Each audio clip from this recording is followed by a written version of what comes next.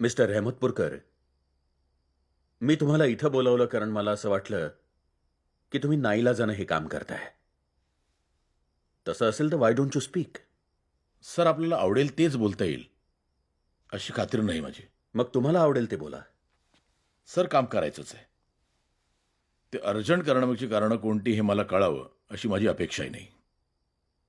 पण हे काम एका रात्रीत व्हावं हे मला जरा जास्त वाटतंय. आपण मुख्यमंत्री आहात. आपण उद्या म्हणालात की या कलाकाराला फ्लॅट द्यायचंय, प्रोसिजरचं नंतर पाहू, तर मी आत्ताच ताबडतोब चाव्या हवाली करतो. प्रश्न संपला. पण हे काम एका विशिष्ट पद्धतीनं निकषानुसार करायचं असेल तर मग ते एका रात्रीत कसं करायचं हा प्रश्न उभा राहतो. आता एखाद्याला घर देणं हे सर्वस्वी मुख्यमंत्र्यांच्या अखत्यारीत आहे, आम्हाला मान्य. पण मग तरीही ही निवड, ही गाळणी कशासाठी? तर ही एखाद्याची खासगी मालमत्ता नसून शासकीय आहे. म्हणून राज्यातील गरजू गुणी माणसांनी ती उपलब्ध करून देण्याची जबाबदारी तुमची, आणि ती निवडलेली माणसं निकषात बसतात की नाही हे तपासण्याचं काम आमचं.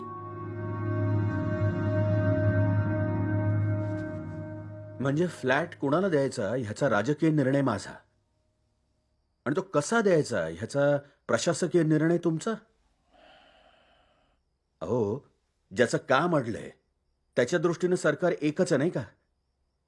लोकशाहीनं मला सत्ता आणि तुम्हाला अधिकार कशासाठी दिलाय? माणसं निवडायला का गाळायला? तुमच्या हातात पात्र आहे, त्याचा उपयोग उदक सोडण्यासाठी करा ना. झारीतले शुक्राचार्य का होताय तुम्ही? सर, तुम्ही तर असं म्हणताय की आजवर जे निर्णय घेतले गेले नाहीत याला जणू प्रशासकच जबाबदार आहेत. आजवर जर आम्हाला आमच्या बुद्धीनं कारभार करू दिला असता तर- शंका तुमच्या बुद्धीबद्दल नाही, तिच्या वापराबद्दल आहे. युपीएससीनं निवडलेली हुशार माणसं ना तुम्ही. स्वातंत्र्यानंतर इतक्या वर्षात तुमच्या समोर आलेले साधे पाण्याचे, शिक्षणाचे, आरोग्याचे मूलभूत प्रश्नही तुम्हाला सोडवता येऊ नयेत. सर, पॉलिटिकल इंटरफेरन्स असतो, प्रेशर्स असतात, हे तर आपण मान्य कराल. प्रेशर्स कोणावर नसतात. जनतेच्या रोषाला आम्हालाच सामोरं जावं लागतं ना. कांद्या पेट्रोलचे भाव वाढले की विधानसभेतही आम्हालाच उत्तर द्यावी लागतात. हो, पण आयोगापुढे चौकशीची वेळ येते तेव्हा मंत्री सचिवाकडे बोट टाकून नामानिराळे होतात. मानहानी आम्हालाच फेस करावी लागते. आज जर का यंगस्टरशी बोलला तर तुमच्या लक्षात येईल, एकही हुशार मुलगा गव्हर्नमेंट सर्व्हिसेसमध्ये येऊ इच्छित नाही. सगळे प्रायव्हेट सेक्टरमध्ये जातात. पण म्हणून तुम्हाला ते सेक्टर परवडेल असं समजू नका. तिथे फक्त 5% पैसा सॅलरीसाठी वापरला जातो. त्या उलट राज्याच्या बजेटचा 71% पैसा स्टाफच्या सॅलरीत जातो. कॉर्पोरेटमध्ये टार्गेट्स असतात, त्यांच्यावर त्यांची पॅकेजेस आणि नोकरी अवलंबून असते. आपल्या अधिकाऱ्यांनी जनहिताची किती कामं केली, किती फायली मार्गी लावल्या, असा निकष जर लावला तर कदाचित अंगणवाडी कर्मचाऱ्यांइतकाही पगार तुमच्या हातात पडणार नाही. By the way mister Rahmatpurkar, मुंबईत तुमच्या नावावर किती फ्लॅट्स आहेत? 5% एकही नाही. वरळीच्या सरकारी सोसायटीत? 2. समुद्राची हवा काय छान लागते ना. आपण सगळं पर्सनल घेतात.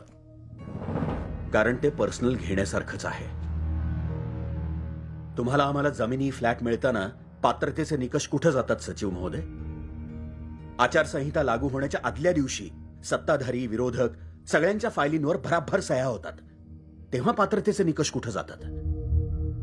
माझ्या मालकीचा मुंबईत एकही फ्लॅट नाही अशी धादांत खोटी प्रतिज्ञापत्र सादर केली जातात. तेव्हा पात्रतेचे निकष कुठे जातात? म्हणजे खरे निकष वेगळेच आहेत. ते आपल्यालाही ठाऊक आहेत सर. बरं, मला सांगा, नॉर्मल कोर्समध्ये सगळी कागदपत्र मिळाल्यानंतर फ्लॅट अलॉट व्हायला किती वेळ लागला पाहिजे? प्रोसिजरला लागेल तेवढा, साधारण महिना. हो ना. मग 8 वर्ष झाली तरी या माणसाचा अर्ज प्रोसीड का नाही झाला? दरम्यान 3 मुख्यमंत्री बदलले, त्यांनी काय चौथ्याची वाट बघायला हवी होती? म्हणजे महिनाभरात होणाऱ्या कामाला 8 वर्ष लागणं हे तुमच्या निकषात बसतं, पण एका रात्रीत काम होणं हे तुम्हाला नियमबाह्य वाटतं. रहमतपूरकर, तुम्ही नोकरीची 30 वर्ष एका फायलीशी आणि जीवाशी खेळण्यात घालवू शकता. माझ्याकडे तितका वेळ नाही. मी काही तुमच्यासारखा कायम प्रशासक नाही. निवडून आलेला तात्पुरता राज्यकर्ता आहे. I want result.